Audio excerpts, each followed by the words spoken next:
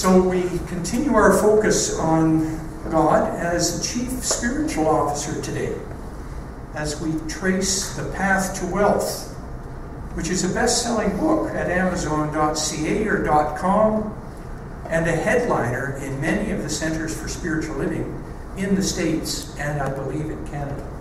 So moving on from last week's Step 1, in which we discussed the importance of reading something inspirational every day, today we get to the heart of the matter.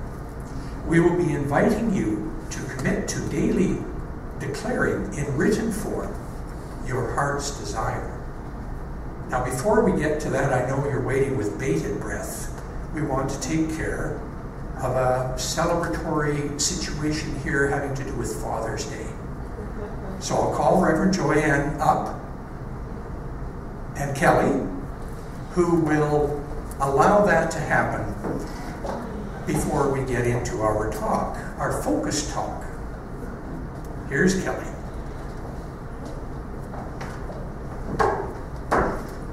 Right.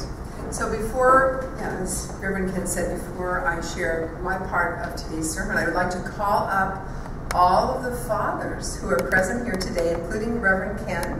Would you please come up to the front? And us ladies, we're going to bless you. So if you are a father, please come forward and just face the congregation so we can bless you. Here comes Rael. Here comes our new friend. Thank you. Okay, there we go. Perfect. Okay, ladies, let's put our hands together. And your job, gentlemen, is just to receive the blessing. You are representing all of the fathers on our planet. And so I invite you, gentlemen, if you so choose, to close your eyes and just receive this blessing directly from the divine, the heart of the divine. So I just take a moment on this beautiful first day of summer to acknowledge these men, these fathers, who brought forward into this earth plane children, maybe one or two or three, maybe more children than that. But these men represent the men of our planet, the fathers, I should say, the fathers of our planet. And so we just bless them. We send our love, ladies. We are sending all of our love, all of our blessings to these wonderful fathers up here this morning. We acknowledge you, we bless you, we thank you for your gift of fatherhood, for your strength, for your courage, for your unconditional love to your children. We know that you and all of your expression have an intention of blessing and goodness for your children. And so we just acknowledge that today, that you as the fathers also represent the Heavenly Father, who is the giver of life. And you have brought forward children into this world, one or more of them. So we bless you, we thank you, we acknowledge you. And I would like also for all of us to think of our own fathers. I am envisioning my own father, and I'm just taking a moment to thank him for being my dad. Thank you, thank you, thank you for all that you gave me and all that you continue to give from the other side. So thank you to our fathers as we bless them. We love you, we bless you, we appreciate you, and we thank you. And we say together, and so it is. And don't sit down yet. We have a gift for each of you. And so I'm going to have Kelly hand these hats that have been blessed. If you would put it on, if you can, because there's something we're going to do with them. They're a little bit big. I made them all that size. You can adjust them, okay? And you can put the rest of the hats down, Kelly. Thank you. And so if all the men would put their hats on, so you notice they have to adjust them. Put them on. Okay, now how does that look? Isn't that great? Yeah, let's give them a round of applause and love. And one last thing, I want you all to do the hands together. We are going to say our hats are off to you. So, Ken, would you put your hat back on, please? You behave. Okay, and all the men, take your hats off now and hold them in the air. Hold them up in the air like this. Our hats are off to you, ladies. Let's say that to them. Our hats are off to you, fathers. So it is. Okay, thank you.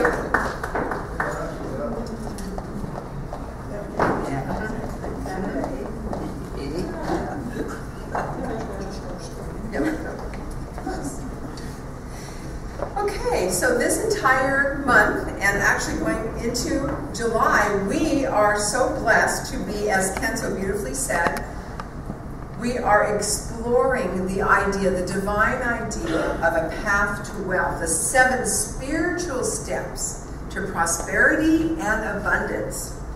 And so you will learn these as we go along. Who remembers the one from last week? It was mentioned this morning. Who remembers the first step? Step 1 on this beautiful stairway to heaven. Who remembers step 1? Come on, Larry. He's breathing. It was to read something inspirational every single day. And today you will learn just step 2, but there's many parts to it, and it's very, very powerful, and you'll find out why in just a little bit. I wanted to share that one of the main reasons people come for counseling, they come for many different reasons, but many people find that when they get into a financial crunch, they'll often ask for prayer. Anyone ever do that? You know, you look in your checkbook and think, oh my goodness. And so they will call for prayer, or they'll ask to meet me for prayer. So finances, in our world, finances are important because we need them to live. Anyone here able to live without finances? So money is a part of that, but abundance is so much more than that. It is health, it is well-being, it is successful relationship, and of course it's dancing. You forgot chocolate. I forgot chocolate. Okay. Okay, and chocolate. Okay. All right. So the step number 2, and what we'll be looking at today, and is sharing with you why it's such a powerful tool, a powerful step. And it is this: to write a gratitude letter. And I want to begin with a quote, and this is from Deborah Norville. She said, and I quote, "What I've learned is that there is a scientifically proven phenomenon that is attached to gratitude, and that if you consciously take note of what is good in your life, quantifiable results will happen. Quantifiable benefits." So take a moment right now. Let's just do it. Think of something right now, maybe more than one thing, that you are truly grateful for. I'm grateful for my home. I live in a beautiful log home. And I have a garden with raspberries. And I have a dog that belongs to the owner of the home that I get to play with, named Tucker. I mean, I could go on and on. There's dancing, there's sunshine. We're in the first day of summer. How is that something to be grateful for in Kamloops? So gratitude is very important. And part of these 7 steps that you will be learning as we go along is that you are being asked to create a partnership with the divine, a partnership with God. To tell you a funny thing, my daughter, when she was very little, I think she was 3, I decided that I was going to marry God. And I was going to get engaged to God. And so I actually bought myself an engagement ring. I mean, nuns do this. Marie's not here, one of our, anyway. You know, people, nuns actually marry God, and priests do too. That's who you marry, right? So I went and bought a ring. It was a beautiful blue sapphire. God has such good taste. And so I had a ceremony, and so my daughter, this cute little thing, is 3 years old. She goes, I said, "Sweetheart, you know, Mommy just got married. She married God." And my daughter starts jumping around. She goes, "Woo!" She said, "I have a rich daddy." And then after that, it was like, oh my gosh. So yeah, we're here to have a creative, loving, wonderful partnership. If your partner is the Almighty, how good is that? How good is that? And if we all had that first in our lives, and then we met somebody, and their first partnership was with the divine, oh my goodness. the possibilities are endless. They're limitless. So wonderful, wonderful. So part of today is to have that partnership with the divine. So for your consideration, I invite you to take time each day to call a meeting with your, she calls it the Chief Spiritual Officer. And I know Ken already mentioned your CSO. It sounds like kind of funny. What is that? But your Chief Spiritual Officer is what she calls the name for God. Because some people on our planet had a difficult childhood where they were forced into a religion they didn't believe in, and they were forced to study and all kinds of things. Kneel on their knees. Any good Catholics here? I was Catholic for a long time, and a lot of kneeling on, so we want to use, she picked a different word, which I really like, because it's different. It's the Chief Spiritual Officer. And so I would invite you every day, every morning, I have a meeting. And the reason it's so important is if you have a business, if you want a successful business, you want to have a meeting with your staff, right? With your CSO, with your people. Can you imagine even having a relationship or a business in which you never talk to your mate? What would happen to your partner if you never talk to them? So that's why it's so important to have an open, loving, very connected relationship with the power that creates worlds. So important.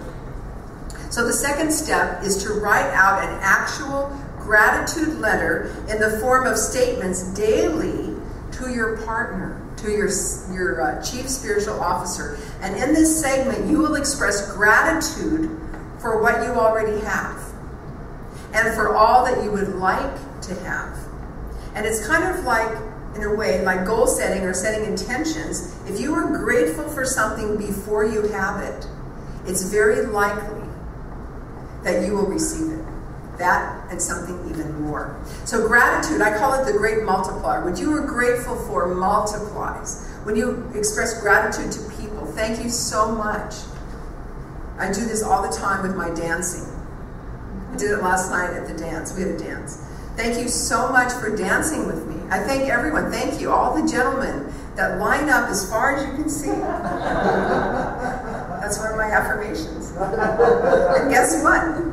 It happens. It happened last night. My dancing card was full. Yeah, because I'm grateful. And I say, thank you for dancing with me. Thank you for being my partner. Author and researcher Dr. Robert Emmons. Anyone ever hear of him? He has a book called Thanks. That's the name of his whole book, Thanks. And in this book, he backs up this claim with 8 years of scientific study, the power of gratitude. He found that people who view life as a gift and consciously acquire an attitude of gratitude will experience multiple blessings. He writes that it elevates us, it elevates, it energizes, it inspires, it transforms us at the very core of our being on every level when we are grateful. People are moved, they're open, they're humbled through the expression of gratitude.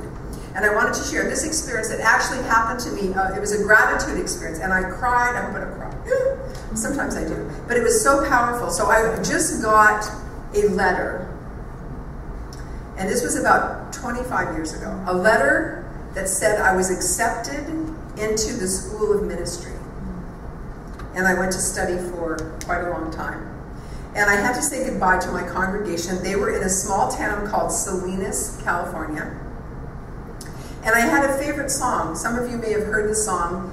And the name of the song is How Could Anyone Ever Tell You? And some of you, how many of you know that song? How could anyone ever tell you that you're anything less than beautiful?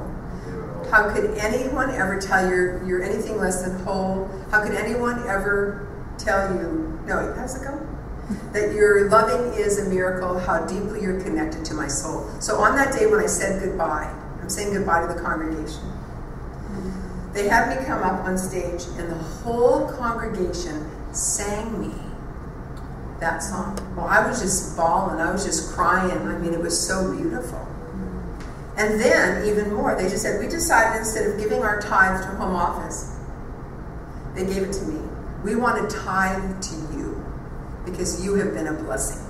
It was before I was even a minister. So that's when someone gives you that kind of gratitude, when someone gives you a gift and says, thank you, and here is a gift of my appreciation. It literally touches us at the deepest part of our soul. It's so important. And if you can do this in your daily life, even if you go to Starbucks for coffee, I'd like to thank everyone that I come into contact with. So you will so amazingly benefit from being grateful, but even more so, and this is why, if you write it out, if you sit down and you write a letter to the power that creates worlds, to the divine, to God, whatever name you want to call it, and you may note that every religion calls God a different name. Some call it Yahweh, right? And some call it Jesus, and some call it Buddha. So it's known by many names, but there is that one power. And when you are grateful and you write it down, what happens is you put it into form. Can you move that paper, because I can't see the time? Thank you. I'm trying to keep track of myself. Okay, because he's just going to do the other half of the sermon. So when you write something down, it's one level of learning if you think it. So I could say love. I'm thinking of love. It's another level of retaining that if I feel it, if you feel love. There's another level if you hear it. There's another level if you see it. There's another level if you embody it. So there's many levels, and the more we have, the greater our experience is. And so when you write it down, you are putting it into form. When you write down your heart's desire, I dance every dance at every dance. And it happens. I have the world's largest raspberry collection with 1,000 bees that are pollinating. I mean, it literally, the universe or God is not deaf. It hears you, it feels you, it acknowledges you, the power that created you. And it's saying, wow, she thinks she has lots of dances. I better line them up. She thinks that she has the most raspberries. There showed someone last night on TV that had baseballs. They had I'm trying to remember his name. He was a famous baseball player. And he hit another home run. And the guy that caught the ball, they showed him, he went home and they showed a camera in his house. He's collected like thousands of baseballs from games. I mean, he must have hundreds of them. Why? Because he was grateful and he keeps catching them. How does he do that? How does he know where to be in the stands? And he would go, well, he doesn't have to know because the CSO or God or the divine knows. So I'm going to share one of my letters with you that I wrote, my very first letter, because you'll see, I want you to listen carefully because you're going to hear some things in there that have already happened, and you're going to hear some things in there that have not happened, but it's very powerful. And I started this about 3 months ago, and I now have over 100 letters.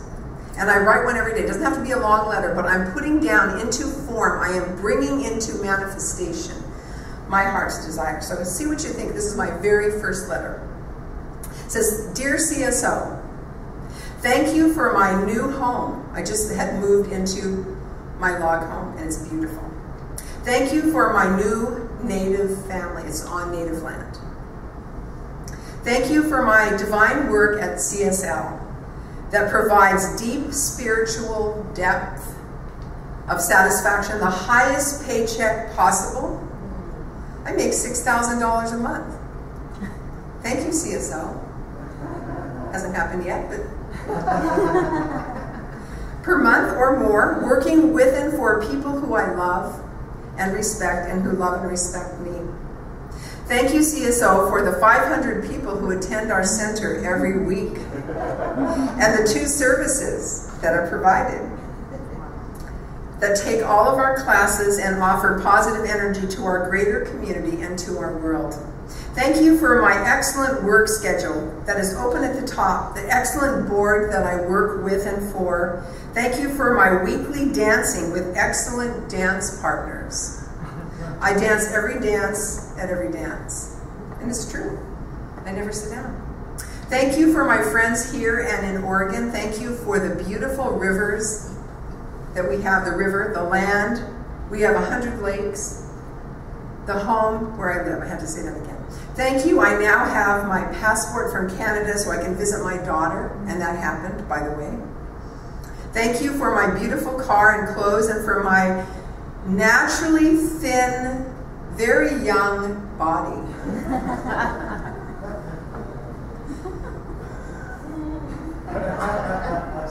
And that I make good food choices. That's all those raspberries. Thank you for my life, my children, Sean on the other side, who passed away, and my daughter. Thank you for my new divine male partner, who is deeply spiritual and loves to dance.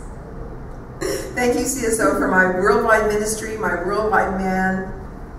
Yours always. I love you and appreciate you so much. I love you so much. Yours always, Joanne Marie Fournier. So that was my very first letter. And I have 49, no, more than that, 99 more than I wrote. And so when you put it into form and you say your heart's desire, the universe cannot help but bring it. It's like, bring it. So you write it down every day. Oprah, last thing I'd like to share, Oprah. One of the most successful people on our planet. She said this, and I quote, "Be thankful for what you have. You will end up having more. If you concentrate on what you do not have, you will never have enough." And I totally agree. And it's a part of that is the discipline of taking yourself into a daily spiritual practice, calling a meeting with your CSO or the divine every single day. Do it while you're having coffee or tea in the morning. And Dr. Michael Beckwith, I had to share this piece. Dr. Michael Beckwith, who I went to see in Toronto, his center has 10,000 people. That's after we have 500, we'll go there. He said this, when you have discipline, when you are literally take yourself into a place every day of prayer, he said instead of discipline, he calls it turns into blissipline. So you go from discipline to blissipline. It's so amazing, it's so powerful, it's so wonderful to take this time every day and set your intention for your day, for your life, for all of your heart's desires. And it is, as you've heard this before, it is our Father's good pleasure to give you the kingdom. It's already, the kingdom of heaven is already within in us. So your commitment and discipline to the daily practice will ensure that you become aware of that power.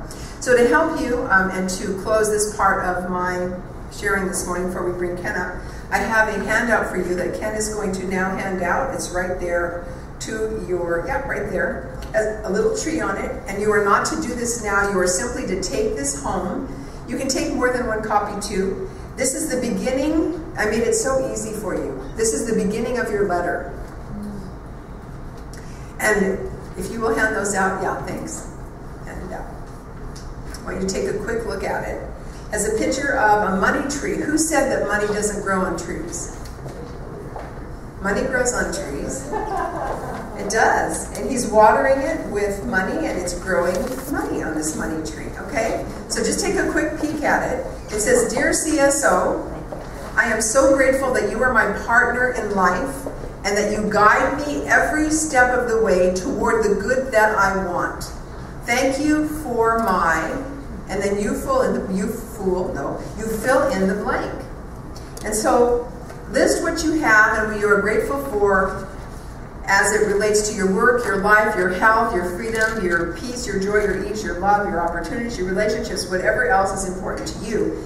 And to complete this, we are going to, and to further extend this idea, I invite, and let's give him a rowdy welcome, Reverend Ken Searle. He's going to share the last piece of this. Woo-hoo!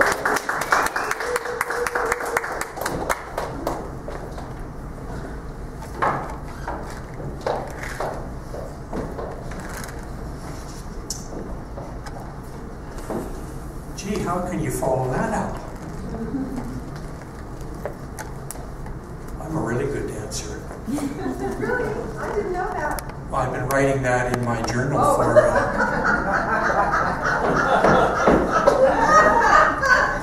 All right, now, how's that? Is that okay with you?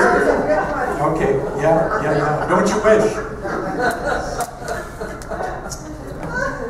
Well, we know kind of where this all comes from, and you know, it comes from words. And whether we're thinking them or whether we're speaking them, words are kind of the key of generating this impetus, this setting our intention and allowing it to come to us. And when I was thinking about what was I going to focus on today, because I know Reverend Joanne did a beautiful job looking at sort of describing the process of asking for what we have and maybe what we don't have immediately, as though we haven't. We're setting the intention and that energy is out there. There's a couple of other points at the latter part of it that I'll touch on. But I remembered this workshop that I went to several years ago, and there may be people here, and it, I forget what the name was it Govan? And he had PK, what was her name? Anyway, there was a couple here, and they focused on words and communicating in relationships. And this is what we're talking about. How many of you can remember that? Yeah, it was called Bridging Spaces. And if you look on your chair or somewhere close by here, I don't want to dwell on it. And for me, words are kind of neat. For some folks, not quite so. But I thought I would just hand this out as a bit of a collection of what Govan came up with. And this comes from research. And I guess what I wanted to reinforce is that we can ask for something. I want to have a good day, or no, I'll word it in the proper way. I'm going to have a great day today. Well, you might say that, or you might say, I'm going to have a scintillating day today. I'm going to have a fantastic day. The choice of your words can indicate how you're feeling about something, your level of energy. And when we move on to another step, the term energy and your passion gets into it. And we know if you're passionate about something, that thing is going to show up in a bigger way than if you're just kind of mediocre. So there's just a couple pages, and I just want to go through just to highlight a couple things. The first page I've called a catalog of needs. And I suppose there's a catalog there, I think there's 10 there. And you can see how they're organized, that there are 10 headings or descriptors. And then underneath are certain terms or phrases that can be included in there. And you can probably pick up several. I'm looking over under independence, halfway down the B word. And when I type that in, and it's my typing, this took me 5 days. No, I was exaggerating, just exaggerating. I don't want to say that out loud and have it take me 5 hours. But the term is belonging. And that's in underneath the interdependence. So you can probably pick out here and there under certain descriptors, ones that mean something particularly to you. And that having said, those are needs. If you go over, it says page 1, but those are now to feelings. And I should say that when we ask for something or we say thank you for something, often we might be thanking for things. I have a new car, I've got a beautiful tent, I've got a lovely kayak, I've got beautiful children, I've got a beautiful house. And what we're doing is describing things. And that's perfect, right? That's form that we are enjoying.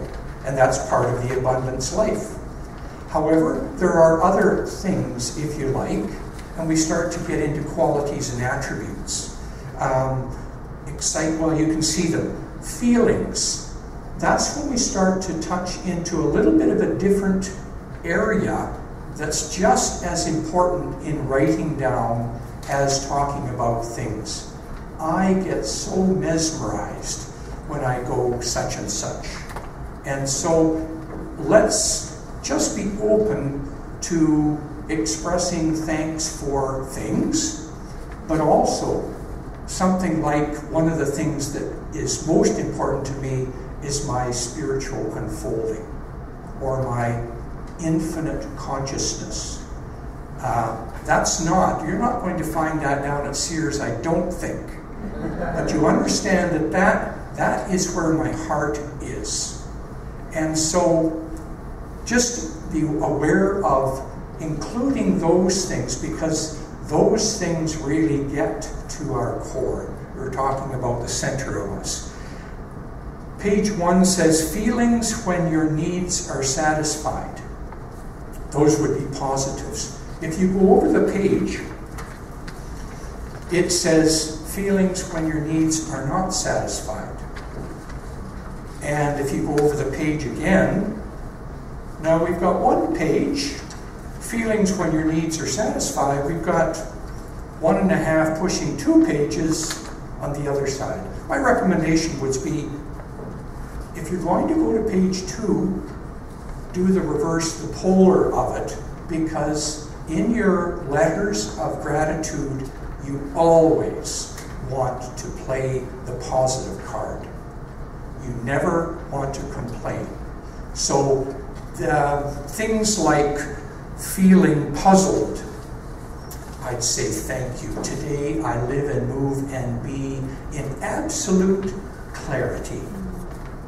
And so they can point you to the right direction. So I'll just pass this out, and you might want to put it in a 3-ring binder, or you might want to tuck it in a drawer or whatever. But there's going to be some words there that allow you to be more precise in what you want. Instead of wanting just a good day, you want to have a heartfelt day or something. So words can really focus that attention and guarantee a closer fit for receiving that. I think I'm just about going to close. There are some statements that appear in the book, and they're important statements. I think I'll just read those out briefly, but I'm not going to describe them. After we talk about thank you for the things, the qualities, the attributes that I have, and we include the things that I don't have but I'm working on, I would put those in terms of thank you for my beautiful growth in freedom, in harmony, in perfection. It just unfolds around me every step of the way. That's what I'm working on. I'm not quite there yet, but that's a perfect way of just describing that process of growing. Once we get along a little bit and you're moving into your letter, and I did use that book to make sure that I got kind of the pattern down. Here's one, he says, or she says, May, thank you, May, for all this good and more, I give great thanks. So as you're moving down the letter, you've said thanks for this and thanks for that, and now you're kind of closing. Thanks for all this good and more, because you're open for everything, right? All good. Then we move down a little bit more. I now release these words to the law, truth, and power of the universe, and know that it is done. And there is a form there. She suggests that's a framework. And I would suggest at the beginning that we use that framework for a period of time. I've gone away from it a little bit, and when I was going back through it, I said, I've got to go back there, because I'm not seeing that. Sometimes if you get going for an hour or something like that on something that's really filling you up, you can forget about these other little markers as you're moving through that I don't want to forget.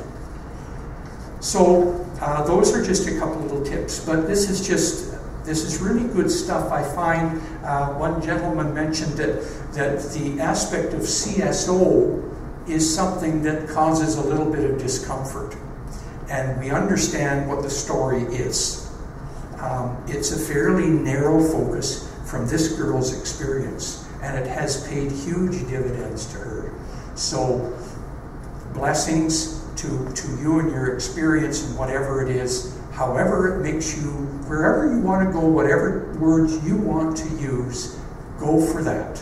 And that's exactly how this is intended to be. So I'll wrap it up at that point. Thank you. I know you had a beautiful time.